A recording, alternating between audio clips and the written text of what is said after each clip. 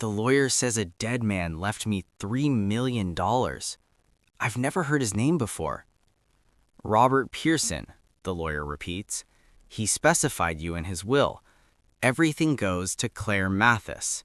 That's you. I don't know anyone named Robert Pearson. He knew you. The lawyer slides a folder across the desk. He has documents, photos, letters. He's been watching you your entire life. My throat tightens. What do you mean, watching me? Perhaps you should read his letter first. The envelope in front of me is yellowed, old. My name is written in handwriting I don't recognize. I should leave. This is insane. But I open it anyway. The letter is dated 6 months ago. Dear Claire, by the time you read this, I'll be dead. You don't know me, but I know everything about you. I know you were born on March 14th, 1991, at St. Mary's Hospital in Portland. I know your mother's name was Jennifer Mathis. I know she died when you were 3. I know you grew up with your grandmother in Seattle. I know you have a birthmark on your left shoulder blade. I know you're allergic to shellfish. I know you cry during thunderstorms. I know these things because I'm your father. My hands go numb. The lawyer, Mr. Hammond, watches me carefully. There's more. I keep reading. Your mother never told you about me. She had her reasons, but I've been there, always, in the background. I have proof in the safety deposit box, everything you need to know. The money is yours. The house in Oregon is yours. But more importantly, the truth is yours. I'm sorry I couldn't tell you while I was alive. Robert. This is a lie, I say. My father died before I was born. My grandmother told me. Hammond opens a second folder. Inside is a birth certificate, mine. But the father's name isn't blank like the one I've seen. It says Robert James Pearson. This is the original, Hammond says, the one filed with the state. Your mother requested a modified copy with the father's information removed. That's the one you received. Why would she do that? I don't know, but Mr. Pearson hired me 5 years ago to find you, to verify your identity, to prepare this inheritance. I stare at the birth certificate, the signature, the date. He was alive this whole time and never contacted me? He said your mother made him promise. He honored that promise until she died. After that, he watched from a distance. He said he couldn't disrupt your life, but he wanted you to know, eventually.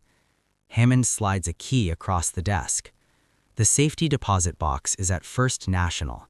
You're authorized to access it alone. His instructions were very specific about that. The bank is cold and sterile. The safety deposit box is larger than I expected, heavy. Inside there are photographs, dozens of them. Me as a baby, me as a toddler, me at my 5th birthday party. But in the background of several photos, there's a man, always distant, always partially obscured, dark hair, sunglasses, watching. There's a photo of my first day of kindergarten. I'm holding my grandmother's hand, and 30 feet behind us, standing beside a tree, is the same man. My high school graduation, he's in the audience, 5 rows back. My college graduation, he's outside the auditorium, smoking a cigarette. I feel sick. Beneath the photos is a stack of notebooks, journals. His handwriting fills every page. March 14th, 1991. Claire was born today. 6 pounds, 4 ounces. Jennifer won't let me hold her. She says I have to leave.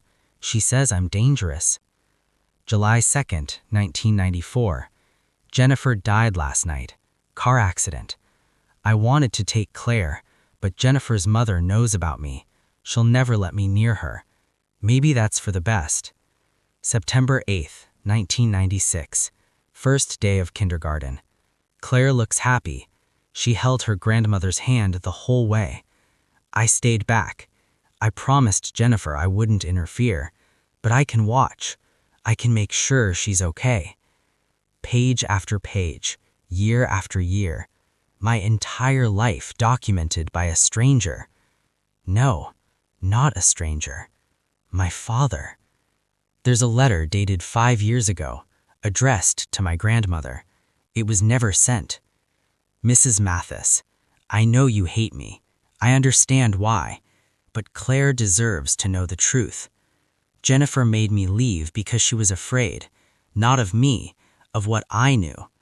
I found out what your son did, what David did to those girls. Jennifer knew. She was going to report him. She was going to destroy your family. I told her she should, but then she got scared. David threatened her, threatened Claire. I offered to handle it. That's when she made me leave. She said I was too violent, too dangerous. She said if I stayed, someone would end up dead. She was probably right. 3 months later, she died in that accident. You know it wasn't an accident. I know it wasn't an accident. David killed her to keep her quiet. And you covered it up. You took Claire. You kept her away from me to protect your son. I honored Jennifer's wishes. I stayed away, but I never stopped watching. I made sure David stayed away from Claire. Made sure he understood what would happen if he didn't. You owe me for that. The page trembles in my hands. David, my uncle David. He died 10 years ago. Overdose. My grandmother told me he struggled with addiction. I keep reading Robert's journals. November 3rd, 2014. David is dead. I didn't touch him, but I made sure his suppliers knew what he was. Made sure everyone knew. He couldn't handle the exposure. Good. Claire is safe now. She'll never know what he was, what he did. She'll never know why her mother really died. There's one more document. Newspaper clippings. Articles about David Mathis, my uncle. Local man investigated in historical abuse claims. Multiple women come forward against David Mathis. Mathis found dead, suspected overdose. I close the box. My hands won't stop shaking. I drive to my grandmother's house. She's 82 now, frail. She lives in the same house I grew up in. She's in her garden when I arrive. She smiles when she sees me. Claire, what a lovely surprise.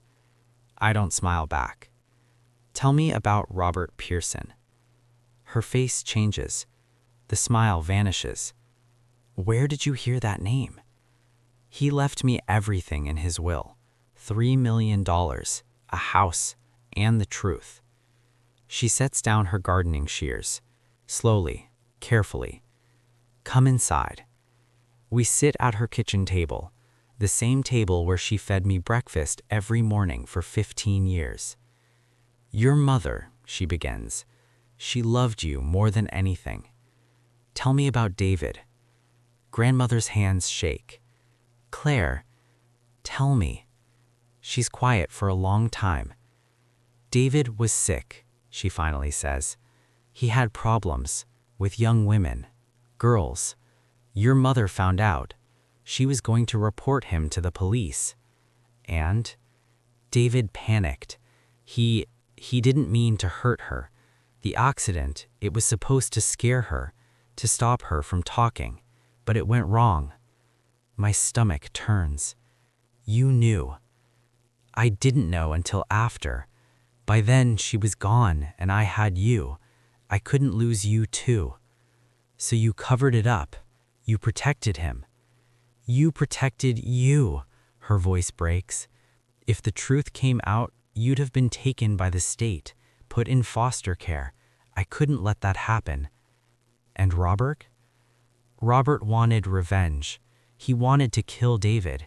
Your mother made him promise to stay away, to let it go. He did, for her. But after she died, he made sure David suffered. He destroyed him piece by piece, and I let him, because David deserved it. Did Robert kill him?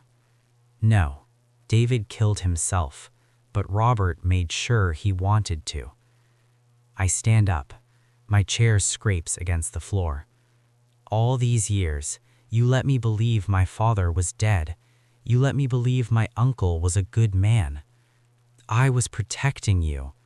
You were protecting yourself. I walked toward the door. Claire, please. Robert Pearson watched me my entire life. He was a stranger, but he knew me better than you ever did.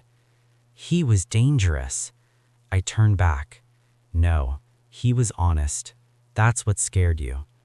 The house in Oregon is small, isolated, surrounded by pine trees. It's filled with more photos, more journals, more evidence of a life spent watching mine from a distance. There's a room upstairs that was clearly meant for me. A bed, a desk, books on the shelves that match my interests, clothes in the closet in my size. He was preparing for me to come here. He wanted me to know him, eventually. But I'm too late. I sit on the bed and open the final journal. The last entry is dated 3 weeks before he died. I don't know if Claire will ever read this. I don't know if she'll understand. I spent 32 years watching her from a distance, protecting her from people she trusted, people who lied to her. I couldn't be her father. Jennifer made me promise, and I kept that promise. But I was always there. I hope that's enough. I hope she knows I loved her, even if she never knew me. I close the journal. Outside, the sun is setting through the pine trees. The house is silent. I think about my grandmother, about my uncle, about my mother who died to protect me, about Robert Pearson, a stranger who loved me more honestly than anyone I actually knew. I don't know who I am anymore. The people who raised me were liars. The man who watched me was a stranger. My mother is dead. My father is dead. I inherited $3 million and a lifetime of secrets. But I don't feel rich. I feel like an orphan. I look at the photos on the walls, myself at every age, smiling, unaware, watched by invisible eyes. He knew everything about me, but I know nothing about him, and now I never will. I sit in his house, in the room he made for me, in the life he built around my absence, and I realize the cruelest part of the inheritance. He gave me the truth, but truth isn't freedom. It's just another kind of prison.